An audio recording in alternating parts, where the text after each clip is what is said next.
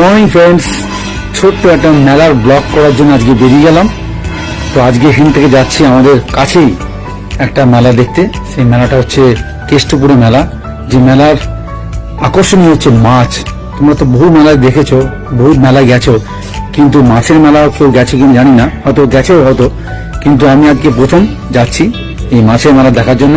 খুব উৎসাহিত এবং খুব আনন্দ লাগছে এই জন্য মাছের মেলা যা দেখতে যাচ্ছি। রাস্তায় যেতে যেতে কথা হবে এবং মেলায় গিয়ে কথা দেখা দুটোই হবে। চলো, তো বাইক নিয়ে বেরিয়ে পড়লাম। আজকে ডেস্টিনেশন কেষ্টপুরের মেলা। তো যারা ট্রেনে করে আসতে চাইছো তাদের হাওড়া বর্ধমান মেন লাইনে আদিসত্যগ্রাম স্টেশনে নামতে হবে, অথবা ব্যান্ডেল থেকে নামতে পারো। ব্যান্ডেল থেকে একটু দূরত্ব হবে, আদিসত্যগ্রাম থেকে আসলে একটু কাছে হয়। আদিসত্যগ্রাম স্টেশন থেকে আসবে তাদের পক্ষে খুব সুবিধা হবে, ওখানে টোটো অ্যাভেলেবেল আছে। যারা ট্রেনে করে আসতে চাও তারা আদিসত্যগ্রাম স্টেশনে নেমে পড়লে ওখান থেকে টোটোতে বললেই তোমাদের কেষ্টপুর মেলা অনায়াসে পৌঁছে দেবে। কম বেশি 10-20 টাকা ভাড়া নেবে এখান থেকে। এই ছোটো ছোটো রাস্তা দিয়ে আমরা এখন এগিয়ে যাচ্ছি কেষ্টপুর মেলা প্রাঙ্গণের দিকে। একটা ঐতিহাসিক মেলা, ছেলে পেলে এখানেই ভিড় করেছে, টিকিট কাটছে, বুঝতেই পারছো। যাওয়ার পথে একটা রেলওয়ে ব্রিজ পড়ে গেল। এটা আমাদের মেন লাইন হাওড়া বর্ধমান শাখার লাইনের ব্রিজ। তো আমার রাস্তাঘাটে কি অবস্থা, এই রাস্তাটা মোটেই ভালো নয়। বিশেষত এই মেলার আকর্ষণীয় হচ্ছে মাছ, মানে বিভিন্ন প্রকারের মাছ, বিলুপ্ত মাছ, বিলুপ্ত হয়ে গেছে সে ধরনের মাছ এখানে গেলে দেখা যাবে। অসাধারণ রাস্তায় যেতে যেতে এই ধরনের একটা সর্ষের ক্ষেত, হ্যাঁ তাও আবার শীতকাল, কি অসাধারণ লাগছে। ওয়েদারটাও আজকে মেঘলা আকাশ, আর এধারে দেখো সব পিকনিক করতে বসে গেছে। শীতকালের পিকনিক এ তো হবেই, এটা বলার কিছু নয়। রাস্তাটা শুধু দেখো, গ্রামের ছোটখাটো গলি দিয়ে, আর পাশে একটা পুকুর, আর পুকুরের সাইড দিয়ে সারি সারি আম গাছ, শুধু আম গাছই আম গাছ এধারে। আমার ডান দিকে আম গাছ, বাঁ দিকে আম গাছ, মানে মনে হচ্ছে না গ্রিন ল্যান্ড। ও অসাধারণ লাগছে। এবার তো দেখতে পাচ্ছি আমরা মেন মেলার রাস্তায় চলে আসলাম। টোটো মানুষ হেঁটে হেঁটে আসছে, ভালো লাগছে। মেলার রাস্তার ভিড় দেখো এখন। রাস্তাটা খুবই ছোট, গ্রামের রাস্তা তো। ভাই একটু সাইড দাও, এধারে সব গাড়ি পার্কিং করে দিয়েছে। আমাদের মনে হচ্ছে গাড়িটা পার্কিংয়ে রাখতে হবে, বুঝলে, তারপরে হেঁটে হেঁটে যাবো।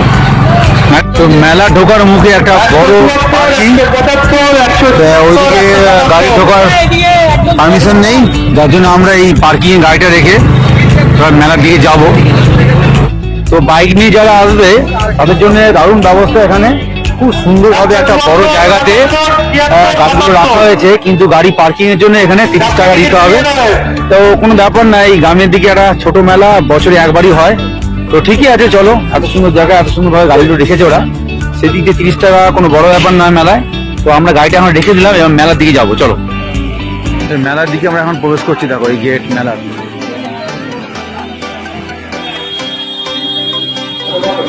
চারধারে সমস্ত খাবারের দোকান, রকমারি জিনিস নিয়ে বসেছে মেলাতে সমস্ত। দেখছো এদিকে এখন কুল উঠে গেছে, যাবো কুল। 517 বছরের পুরনো এই মেলা আমাদের হুগলির দেবানন্দপুর কেষ্টপুরে উত্তরায়ণ মাছের মেলা নামে এই মেলাটা পরিচিত। মেলা ঢোকার মুখেই দেখতে পাচ্ছ আমার পিছনে একটা পিকনিক স্পট, বিরাট জায়গা। যারা এখানে পিকনিক করতে চাইছে তাদের জন্য এই জায়গাটা খুব একটা আইডিয়াল জায়গা। প্রচুর জায়গা নিয়ে রয়েছে পিকনিক স্পট। এখানে বহুত লোক আজকে পিকনিক করছে, মেলাও চলছে, পিকনিক হচ্ছে। তো আমরা এই পিকনিক স্পটটা দেখে নিলাম, এবার মেলার দিকে যাবো। চলো,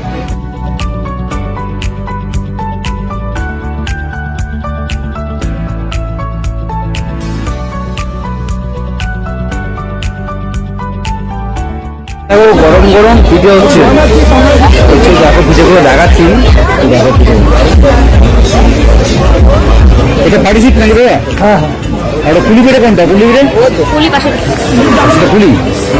কুলি পিঠে 10 টাকা, আর পাটি সাপটা হচ্ছে 20 টাকা করে। ঠিকই আছে, সস্তার মধ্যে ভালোই।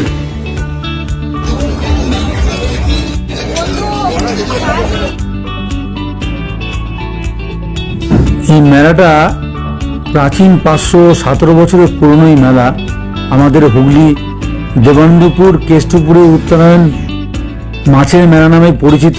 এই মেলার ইতিহাস তো আছেই। চৈতন্য মহাপ্রভুর অন্যতম শিষ্য রঘুনাথ দাস গোস্বামী তার গ্রামের এই মাছের মেলা, যার বয়স 517 বছর হলো। এদিনে এই মেলাকে কেন্দ্র করে বিভিন্ন পসরা নিয়ে বসেন বিভিন্ন দোকানিরা।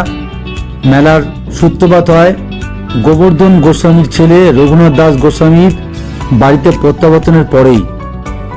কেষ্টপুর এলাকার জমিদার ছিলেন গোবর্ধন গোস্বামী। তার ছেলে রঘুনাথ সংসার ত্যাগ করে সন্ন্যাস নেবেন বলে। তিনি মহাপ্রভুর চৈতন্যের পরিষদ নিত্যানন্দের কাছে দীক্ষা নেবেন বলে তার কাছে যান পানিহাটিতে। তবে তার বয়স তখন মাত্র 15 হওয়াতে তাকে দীক্ষা দিতে পারেননি। তবে তার ভক্তির পরীক্ষা নিয়ে বাড়ি ফিরে যেতে বলেন নিত্যানন্দ। দীর্ঘ 9 মাস পর বাড়ি ফেরেন। সে আনন্দে বাবা গোবর্ধন গোস্বামী গ্রামের মানুষকে খাওয়ানোর সিদ্ধান্ত নেন।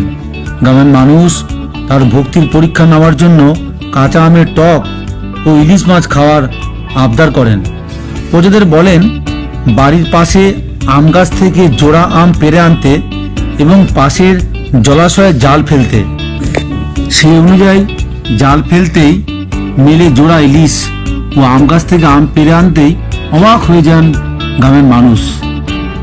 সেই থেকেই ভক্তরা রাধা গোবিন্দ মন্দিরে পুজো দেওয়ার পাশাপাশি প্রতি বছর মাছের মেলার আয়োজন করেন। সেই থেকেই 1 মাঘ উত্তরায়ণী মেলা চলে আসছে। দূর দূরান্ত থেকে বহু মাছ ব্যবসায়ীরা নদী পুকুর ছাড়াও বিভিন্ন সামুদ্রিক মাছের পসরা নিয়ে এসে বিক্রি করেন। মাত্র হুগলি জেলা নয়, নদিয়া, 24 পরগনা, উত্তর 24 পরগনা, মেদিনীপুর, বীরভূম থেকেও বহু ব্যবসায়ীরা এখানে আসেন মাছ বিক্রি করতে। মাছ এখানে 500 থেকে 1,500 টাকা কিলো অব্দি মাছ বিক্রি হয়। তবে এই মেলা একদিনই হয়, সকাল 6টা থেকে রাত 10টা অব্দি এই মেলা চলে।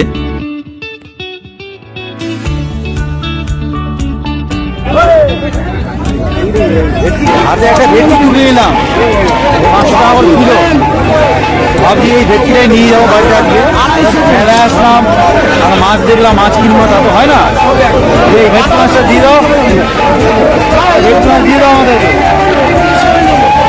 এখানে মাছ কেটে ফ্রাই করে সেগুলো আবার বিক্রি হচ্ছে। দেখো তোমাদের দেখাই, বিভিন্ন রকম মাছ রয়েছে এখানে। তোপসে, পমপ্লেট, কাতলা। কেষ্টপুরে মাছের মেলাতে চুনোপুটি থেকে 35 কিলো বাঘা আর কিনতে উপচে পড়া ভিড়। রাঘববল থেকে চুনোপুটি কি নেই এখানে, রুই, কাতলা, ইলিশ, ভোলা, ভেটকি, পাঙ্গাস, দুব্বা শাটিং, কই, বিভিন্ন রকম মাছের একটা হাট বলতে পারো। আর এখানে দেখতে পাচ্ছ মাছ কেটে মাছ ভেজে আবার খাওয়ার জন্য লোকের লাইন পড়ে গেছে। দারুণ লাগছে। সে মাছ দেখে প্রাণ ভরে গেল, অসাধারণ এনজয় করলাম। আর এই একটু মাছ কেনা হলো, ভেটকি মাছ, এই কিনে এখন এবার বাড়ি থেকে যাচ্ছি।